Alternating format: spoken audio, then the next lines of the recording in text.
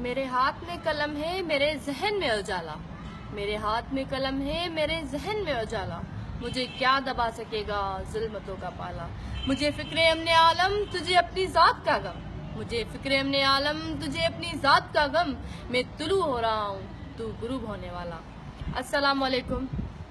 जैसे कि सिंध और पाकिस्तान की बेटी मैं उम्मे रुबाब आज फिर से आप लोगों से मुखातिब होकर बात करना चाहती हूँ। और आज मेरे इस वीडियो बनाने के दो मकसद हैं।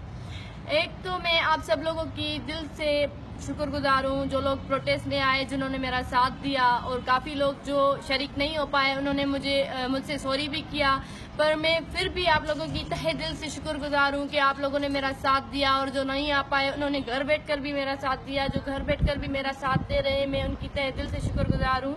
और जो मेरा दूसरा मकसद है इस वीडियो बनाने का, वो ये है कि जो पॉलिटिकल पार्टीज़ हैं, मैं उनसे मुखातिब होना चाहती थी कि जैसे कि आप लोग जानते हैं कि हम पीपल्स पार्टी के मेंबरान थे।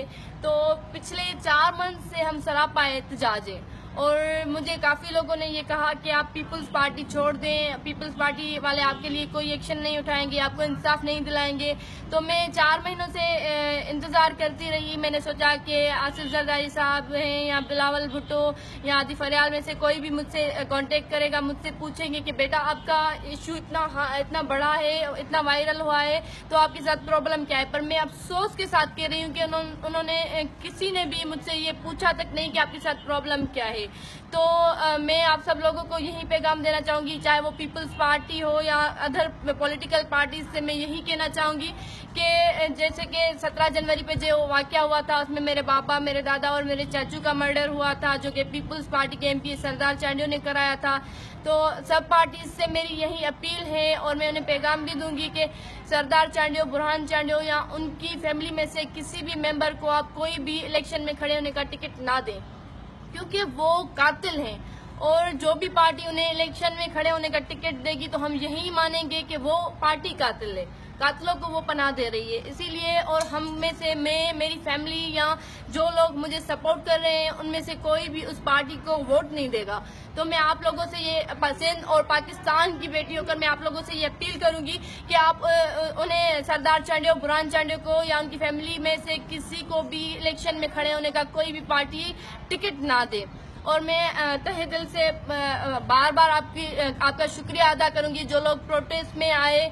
और मुझे बेहद ही अफसोस है बिलावल भुट्टो साहब का कि मैं पीपल्स पार्टी की अभी तक मेंबर थी, अभी तक हमने पार्टी चेंज नहीं की। मैं बार बार कहती रही कि वो हमसे पूछेंगे, वो हमें इंसाफ दिलाएंगे, क्योंकि बिलावल भुट्टो साहब के लिए मैं ये कहूँगी कि वो भी इक़्तिदार में आए थे अपनी माँ की शहादत के बाद।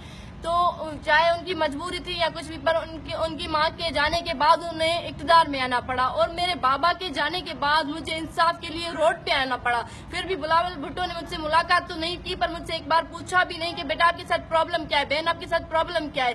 तो मैं बेहद ही अफसोस के साथ कहूँगी कि हो सकता है कि कुछ ही दिनों में हम पीपल्स पार्टी को छोड़ दें और हम कोई और पार्टी ले लें, मतलब ज्वाइन कर लें।